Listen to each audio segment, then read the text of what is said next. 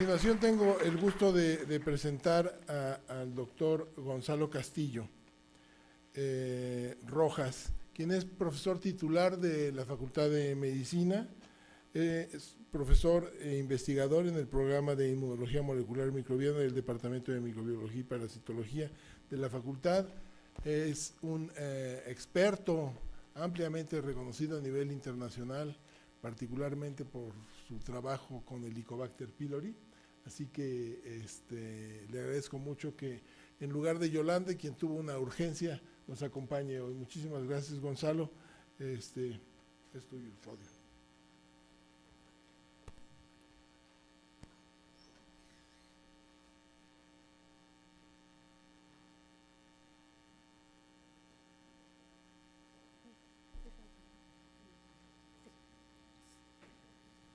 Muy buenos días, agradezco al doctor Ponce de León por la invitación y lamentablemente la doctora López Vidal no pudo estar o asistir a esta plática, pero bueno, trataré de realmente cumplir con los objetivos. Bien, la resistencia antimicrobiana se da cuando precisamente los microorganismos obtienen o desarrollan la capacidad para evitar los mecanismos de acción de los antimicrobianos con los cuales han sido expuestos. Por otro lado, se ha estimado que el Centro de Salud, el Centro de Control de Enfermedades, el CDC, en Atlanta, Georgia, estima que en Estados Unidos se dan básicamente 2 millones de infecciones por bacterias resistentes. Y de estas, básicamente un poco más, el 1% de estos pacientes fallecen precisamente por esta infección. Algo que ya comentó el doctor Cabrera es que básicamente se estima que existen aproximadamente 7,000 casos o 700,000 casos de infecciones con cepas drogoresistentes y se estima que básicamente para el año 2050 va a haber 10 millones de infecciones precisamente con las famosas cepas multidrogoresistentes, ¿sí? Dentro de los microorganismos que se han asociado a la drogoresistencia, principalmente tenemos a Acinetobacter baumannii, a Klebsiella pneumoniae, principalmente con la resistencia a carbapenémicos, y a Staphylococcus aureus con meticilino resistentes. No son los únicos, también tenemos a Mycobacterium, tenemos Helicobacter pylori, Salmonella, Shigella, Escherichia coli, etcétera, ¿sí? Esta drogoresistencia básicamente se ha asociado al empleo de los antimicrobianos y al uso y abuso de estos, principalmente en humanos, en agricultura, en la ganadería y en la industria. La resistencia antimicrobiana básicamente, ¿cómo la adquieren los microorganismos? Básicamente tenemos dos mecanismos, de manera natural o intrínseca, y esto se refiere a las características per se del microorganismo. Uno de ellos puede ser, por ejemplo, la resistencia a glucopéptidos, precisamente debido a la impermeabilidad que tienen por la membrana externa en las bacterias gram-negativas. La otra es la adquirida, ¿sí? En este punto, y que básicamente ahí tiene que ver con mutaciones o con la adquisición de material genético externo. Básicamente, como ya lo mencionó también el doctor Lascano, puede ser a través de la transferencia horizontal de genes, a través de los mecanismos que pueden ser transformación, conjugación y por bacteriófagos o transfección. También tenemos una resistencia adaptativa y esto quiere decir que los microorganismos van a desarrollar resistencia a uno o más antimicrobianos debido precisamente a la regulación de la expresión génica y esto asociado puede ser a estrés, pH, presencia de metales, iones, etcétera. Ahora, tenemos también otros mecanismos de resistencia, sobre todo los adquiridos, que tiene que ver con lo que sería la destrucción de los antibióticos, que también ya mencionó el doctor Lascano. Básicamente estaríamos hablando de las betalactamasas, por ejemplo, o la modificación del sitio blanco del sitio blanco de acción del antimicrobiano, el reemplazo del sitio blanco, alteraciones del sitio blanco precisamente, o de la disminución del antimicrobiano, uno, debido a la impermeabilidad que puede tener o la otra es por las bombas de flujo activas, que en el momento en que entra el antimicrobiano sale y nunca va a alcanzar precisamente su sitio blanco, que serían básicamente los mecanismos que tenemos de resistencia a los antimicrobianos.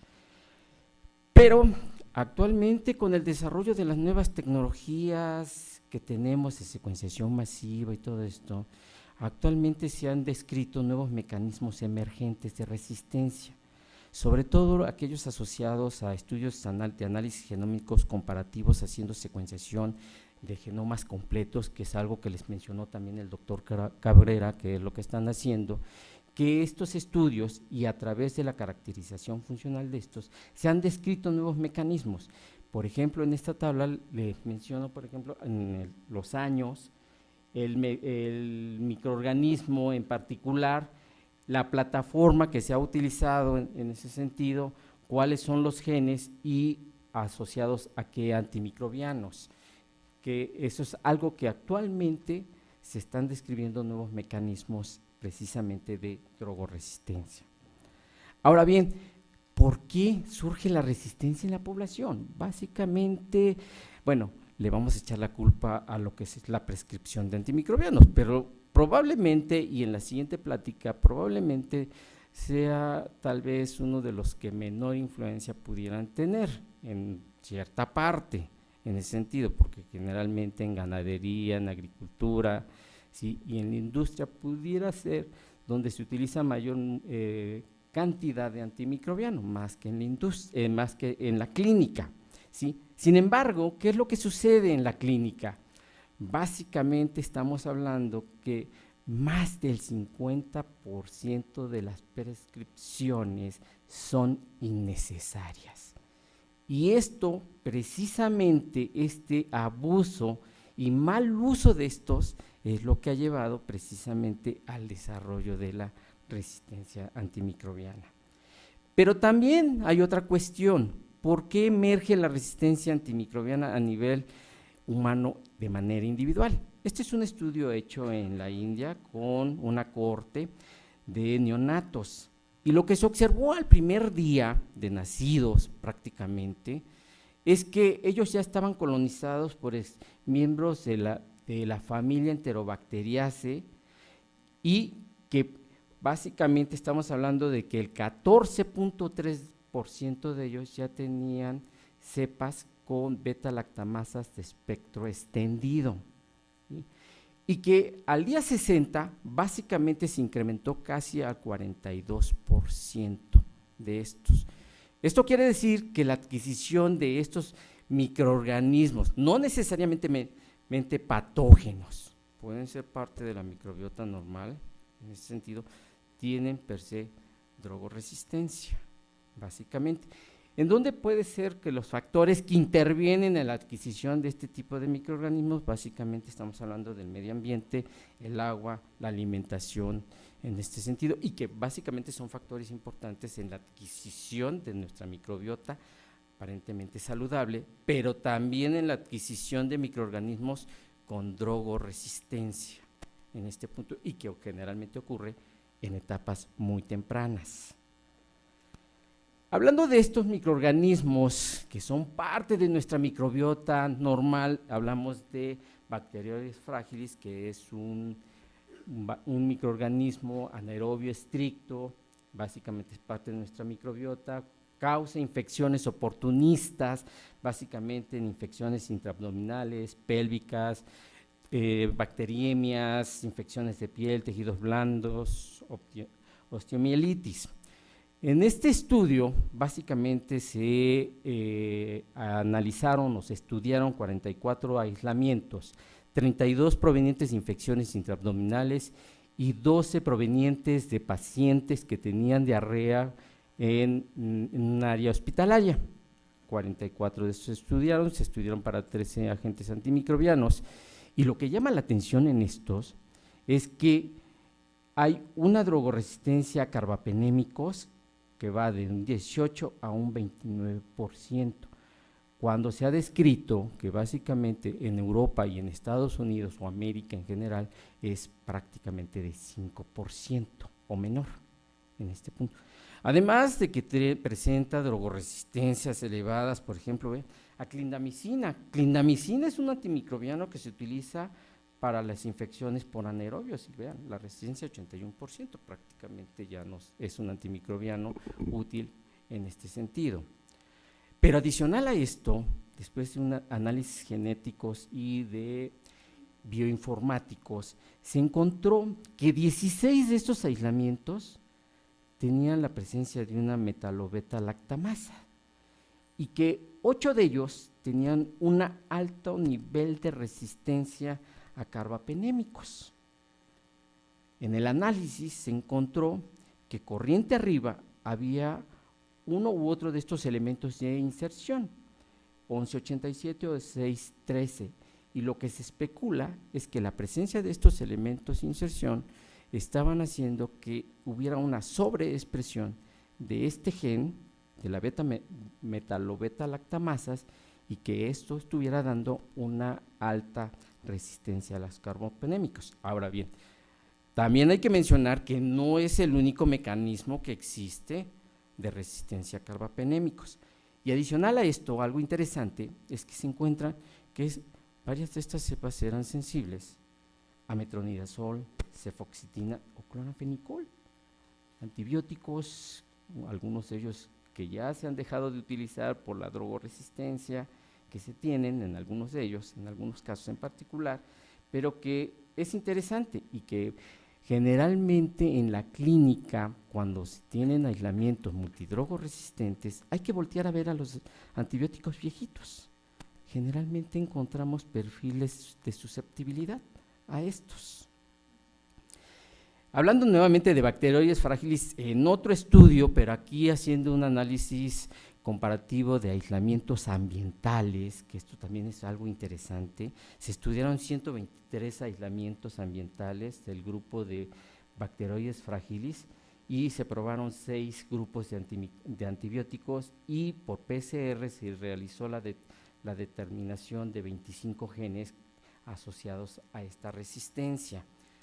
Se utilizaron aislamientos provenientes de heces humanas, de aguas residuales hospitalarias, del influente de la entrada y de la salida, y de una planta de tratamiento, así como de ratas de laboratorio como control para la resistencia.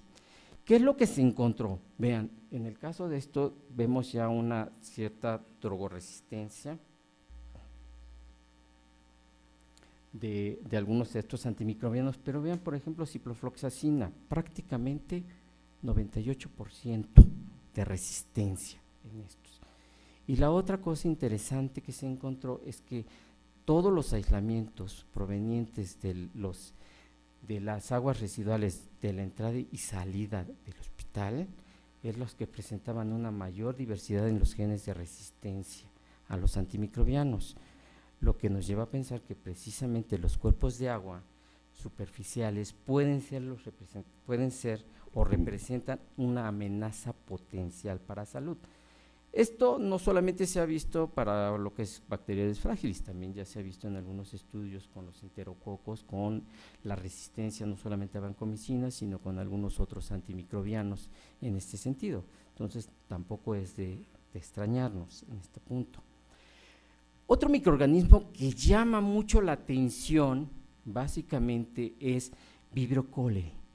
Cada vez se ven cepas con mayores perfiles de drogoresistencia. Básicamente, lo que se ha visto en este tipo de aislamientos es que existe una correlación entre esta farmacoresistencia y los elementos genéticos móviles.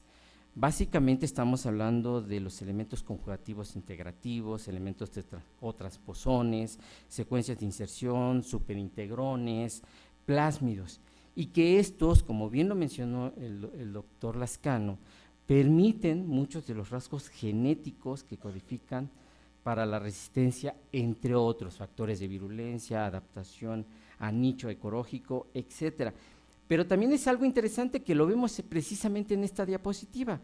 en relación a los mecanismos de resistencia de Vibrio cólera, los elementos móviles, los elementos genéticos móviles, transposones, integrones, los elementos conjugativos integrativos, secuencias de inserción, plásmidos, etcétera, asociado a lo que son los genes de resistencia y la resistencia a partir de la década de 1960, a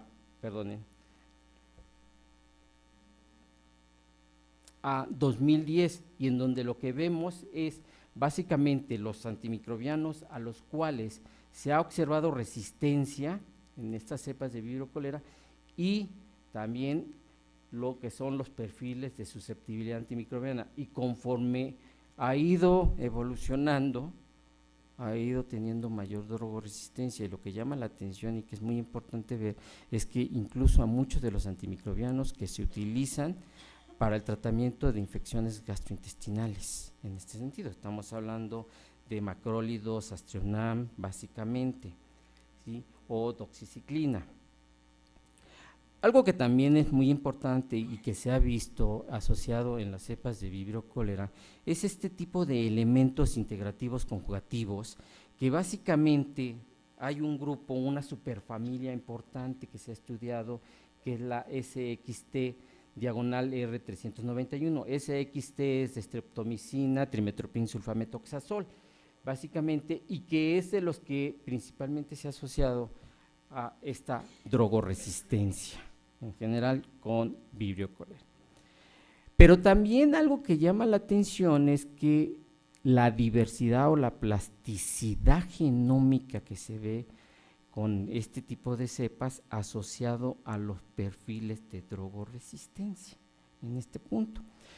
Algo que se ve en este punto es que se caracterizaron los aislamientos en 3 grupos: insensibles, aquellos que tienen resistencia a 2 antibióticos pero menos de 10, y aquellos que tienen más de 10 resistencia a más de 10 antimicrobianos.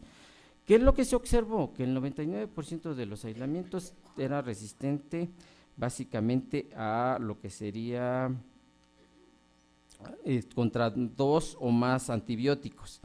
El 17% de los aislamientos era, y menos de 10, era resistente a más de 10 antimicrobianos, y 7.5 de ellos a más de 14 de estos antibióticos. Obviamente, prácticamente el 100% de las cepas tenían resistencia a sulfametoxazol. Lo que es muy claro en este tipo de estudios es que hay una correlación con los elementos móviles, básicamente los elementos genéticos móviles, y la drogoresistencia, y que estos perfiles de drogoresistencia tienen que ver con esta plasticidad genómica que se ha observado precisamente en este microorganismo. Otro elemento móvil básicamente son los elementos conjugativos integrativos en Acinetobacter baumannii, pero de la clase 1. Y lo que se hizo es aquí en experimentos de conjugación, básicamente en resistencia a lo que es tircarcilina y canamicina, que con estos tipos de elementos se vio que hay una eficiencia en la transmisión de esta drogoresistencia.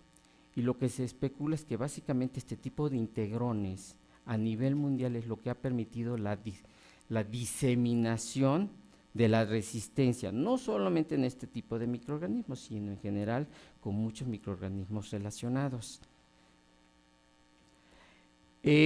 Hablando un poquito en este sentido de lo que son la drogoresistencia que tenemos, básicamente el incremento en estos perfiles de drogoresistencia, pues también se ha volteado a ver un poquito de los antibióticos antiguos o viejitos, ¿sí? En este sentido, por ejemplo, la fosfomicina.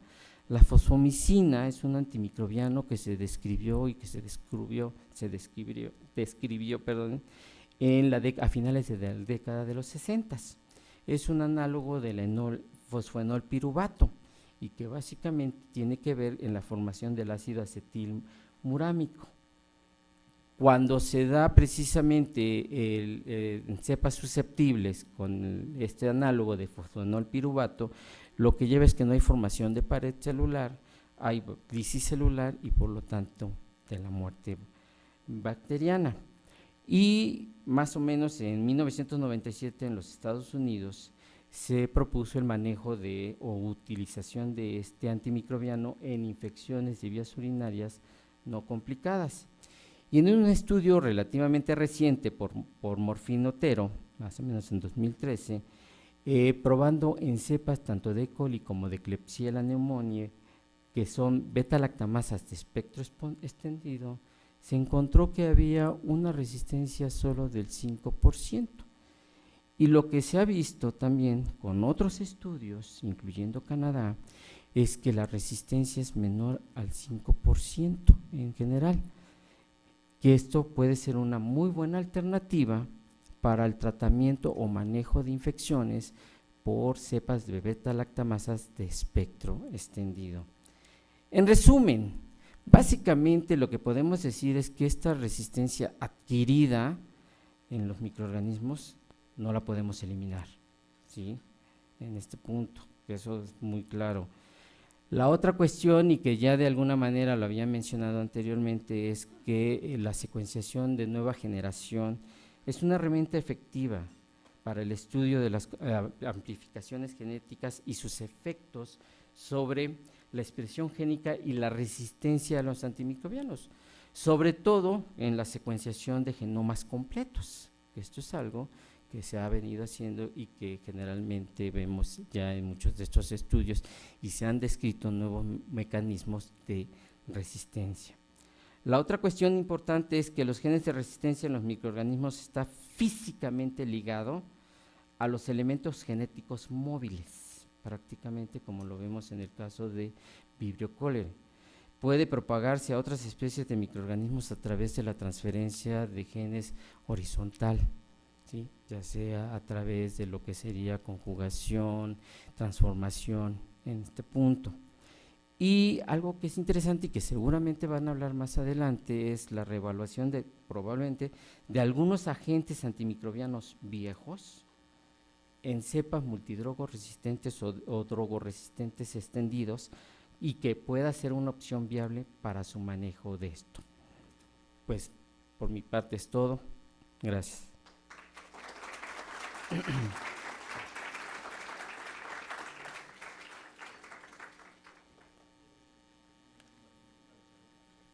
Creo que se pueden hacer un par de preguntas en el auditorio. Quienes quisieran hacer alguna pregunta aquí al doctor. A ver, Joaquín. Buenos días. Gracias. Buenos días, vengo del Hospital Darío Fernández Fierro. Nos dedicamos a la resistencia antimicrobiana y además pues a todos los, en un equipo muy moderno que usted lo ha de conocer, el Vitec, manejamos cepas XEDR y MEDR altamente resistentes, sobre todo, por ejemplo, Pseudomonas aeruginosas, algunas serratias, en fin. Y hace poco en una cena exclusiva he ido con MSD, que MSD es uno de los mejores laboratorios que se dedica a combatir la resistencia antimicrobiana. Pues ellos, desde el punto de vista de que son de los que, además de ser muy altamente costosos sus antibióticos, dan mucha efectividad, pero cada vez les va a costar más trabajo, por lo que yo vi en la plática, la lucha contra esta resistencia de estas cepas. Y realmente lo que ellos ponían el énfasis en que esperan para el 2050 probablemente tener productos ya no de antibióticos, sino de productos biológicos diferentes. Una nueva línea, no sé si usted lo conoce, una nueva línea ya de productos biológicos enfocados a otros mecanismos diferentes a lo que es un antibiótico. Y de eso le quería preguntar si usted conoce algunos otros mecanismos que se estén preparando al respecto. Se ha hecho la propuesta de incluso de inmunoterapia precisamente para el manejo de cepas multidrogoresistentes. Algo que es muy importante que es que a partir de la década de los 80 ya no se produjeron nuevos antibióticos o ya no hubo desarrollo de nuevos antibióticos y lo único que hubo es la modificación de los antibióticos ya conocidos.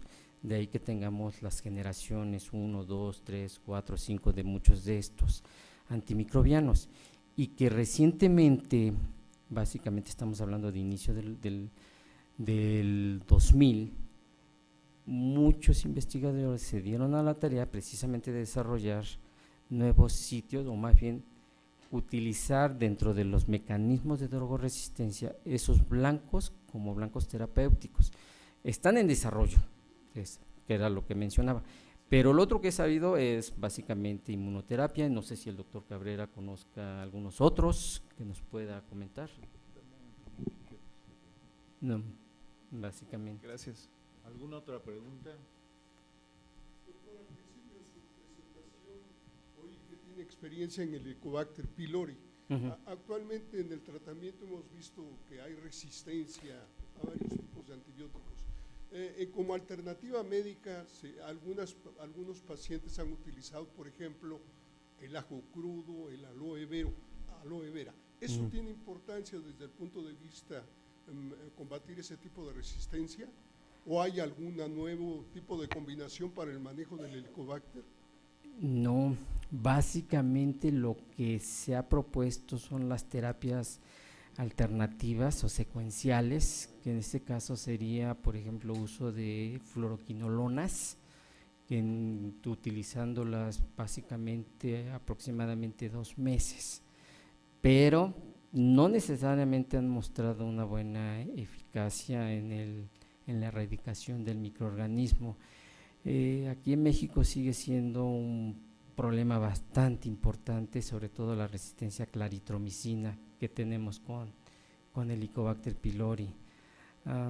Que hayamos visto otras alternativas, no, para su manejo de estos pacientes. No. Sí. Última pregunta. Continuamos. Gracias. Gracias.